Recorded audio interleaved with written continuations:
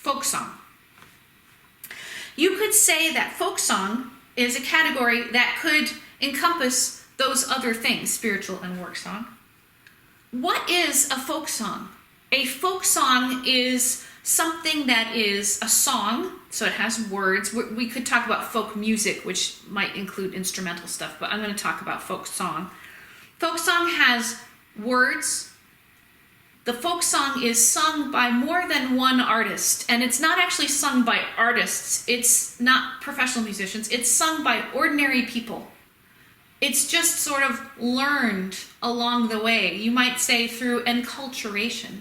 Enculturation is when we learn things just by watching other people do it and imitating them, not by somebody sitting down and saying, okay, now ready, boys and girls, we're going to sing just the first 4 notes of this song, and then as soon as you learn those, we might learn 4 more notes. That's not enculturation. Enculturation is just like, hey, I'm singing this song, and you're like, I'll sing it too. I'll just sort of pick it up as I go. Okay, so folk song is sung by just people in a particular community or region. It could be people of a particular ethnicity. It could be people of a particular gender. It could be people of a particular age. Any specific sort of music culture. Folk songs have no author, usually. Every now and then, and certainly later 20th century, songs that become sort of folk songs, we know who wrote them, like Pete Seeger or Bob Dylan or Woody Guthrie. But folk songs, sort of traditionally, as musicologists look at them, we say there's no author. It just sort of arises. Like Baby Shark. As far as I know, no author to Baby Shark. Everybody just sings it. And we learn it through enculturation, don't we? We just kind of know it because the next thing you know, your 6-year-old nephew's walking in doing the floss and singing Baby Shark. I'm not sure those two things go together, but anyway, he thinks they do. What does a folk song say in its words? The text could be about anything. It could be about love. It could be about the mountains. It could be about, in fact, I have one about the mountains I could sing for you. It could be about the hard time that you've been through. It could be about religion. There's really no topic that a folk song could not be about.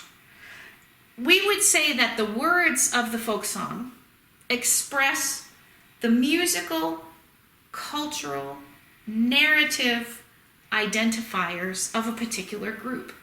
A folk song is one thing that can really affirm who is this group of people and what is important to them.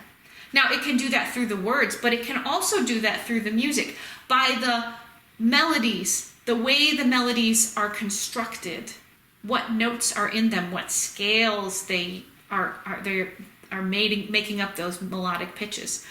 The rhythm, the structure, the form of a folk song, all of those things can be unique or characteristic of a particular group. Folk songs, as I said, were meant to be learned and passed on. I shouldn't say were. They are meant to be learned and passed on in the oral tradition. That is, I sing it to you, you learn it from me, and you sing it to your kids, and then they sing it, and the song spreads that way. It's not primarily written down. And if you're a purist, you'd say a folk song is never recorded, because once it's recorded, it's sort of set in stone. It doesn't change. Now, in the modern world, of course, we record everything, don't we? So that's not really true, I would say, anymore. But folk songs, you could say, change as they go. As they're passed on from one person to the next, maybe the words change a little bit. Maybe the melody gets a little bit changed because the person doesn't sing as high or as low. Maybe the folk song is taken to a totally different culture, and their own cultural identifiers, their own musical traditions sort of alter that folk song as it goes. It's like trying to whisper to one person. They call this game telephone. I don't know if you've ever played it, but you whisper something to one person at the end of a long line of people, and they turn and whisper it to the next person and whisper it to the next person. You get about 5 or 6 people down and you say, tell us, what are we whispering? And they say what it is, and it's changed. Because whenever we hear something, we don't just spit it back out like a digital recording. We interpret it, we change it. And that's actually the beautiful thing about folk songs, is that they change over time. Let's see, that's the oral tradition. I wanted to just give you a couple examples of folk songs. Folk songs in America, here's one of my favorite books. If you are a teacher, this resource,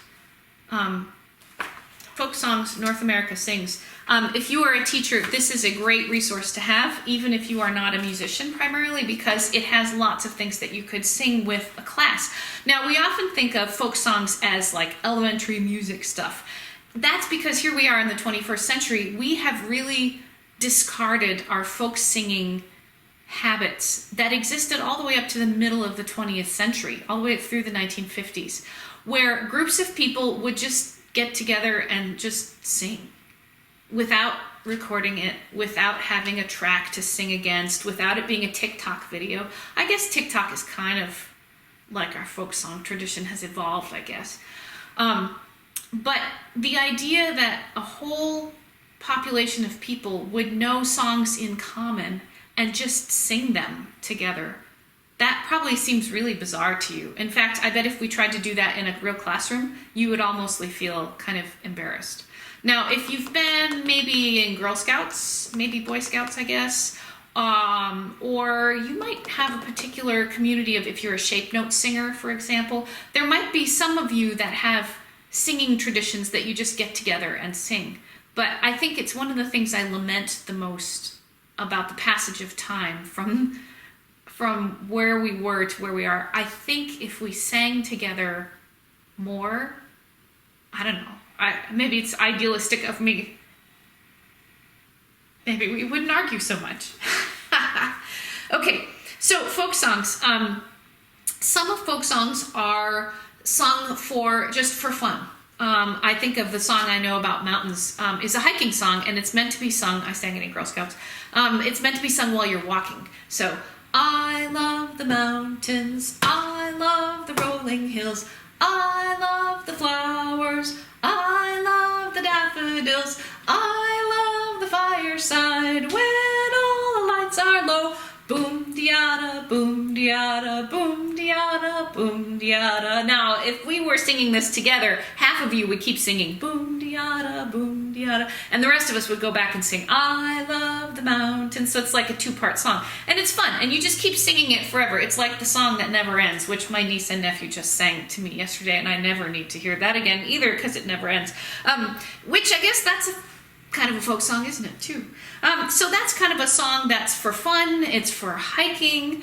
Other songs, and these, by the way, I should say, these folk songs come from both spontaneously from wherever people are, but they also can come from other countries, across the ocean, wherever, and they become transformed. Maybe they're translated from one language to another.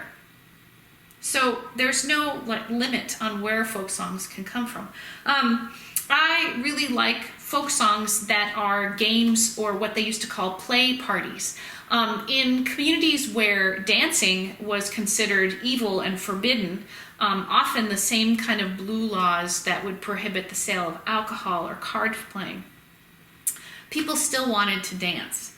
And so the way you could get around the no dancing rule is to have what you call a play party. A play party, this sounds like, again, like it's for little kids, but this was what grown-ups did. Think about this. You're at home, and you're in a community which does not have highways, interstates, trains, planes. You're pretty much staying within the same 15 or 20 mile location that your horses could get you to, right? And you don't have the internet. There's no telephones. There are not even any record players yet. So any music you want to make has to be live. Any activities you want to do for entertainment, I mean, grown-ups want to have fun too. Haven't we discovered that in isolation, right? Okay. So you would have a play party. And so what this would be, usually it's sort of gender pairing, if you will. It's sort of an opportunity to scope out somebody of the opposite sex, and maybe you could, find somebody to marry or something like that. But you can still play these party songs, by the way, without doing that as your goal. So it's totally fun. So you'd get together and you'd have maybe everybody in a circle, or maybe you'd put the women in one circle and the men in another circle, and maybe they would sort of intertwine in some way. There'd be some kind of game. If you ever played The Farmer in the Dell, that is both a children's song and a play party song. One that I've done, I did a whole class one Jan term about play party songs that are games, singing games. And we reconstructed a whole bunch of them from this very book. So I just pulled this one out. It's called Jingle at the Window, and it has like motions. And so you're actually supposed to like move around a circle. And as you're in two circles, and then you end up sort of face to face with a new person, and then you do a little thingy thing, and then the circle moves on and you're face to face with a new person. So it's like, woo, you get to, it's like speed dating. Haha, that's what it is. Like, woo, here's a new person, do a little twirl, okay, bye, move on. So it goes like this. Pass one window, tidy-o, pass two windows, tidy-o, pass three windows, tidy-o, jingle at the window, tidy-o, tidy-o, tidy-o, jingle at the window, tidy-o. So it's got clapping motions with it. It's got a sort of a circular game rhythm. So that's kind of fun. Folk songs are often easy to sing. They're memorable melodically. They often have repeated bits. Sometimes they have a refrain, which is a part of the song that comes back over and over again. Let's see. I was going to sing one more for you. Should I sing that one? Sure. I'll sing that one for you. So this one, I just sing it so that you have another folk song example, and I like it. It's called Over the River to Feed My Sheep. So you see, this is not like the world's most complicated topic. Sometimes the topics were funny and would exaggerate things, like maybe the cat, instead of just doing cat things, the cat starts walking around and talking, or the cat drives your carriage into town or something like that. That's not this kind of song. This one's a little bit flirty, perhaps. So it sounds like this.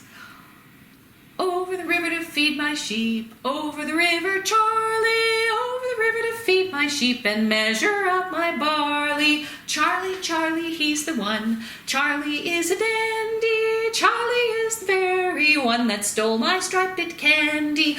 Over the river to feed my sheep, over the river, Charlie, over the river to feed my sheep and measure out my barley. Charlie, Charlie, don't you see? Charlie, won't you miss me? Charlie, I would really say it's time that you would kiss me. Over the river to feed my sheep, over the river, Charlie, over the river to feed my sheep and measure out my barley.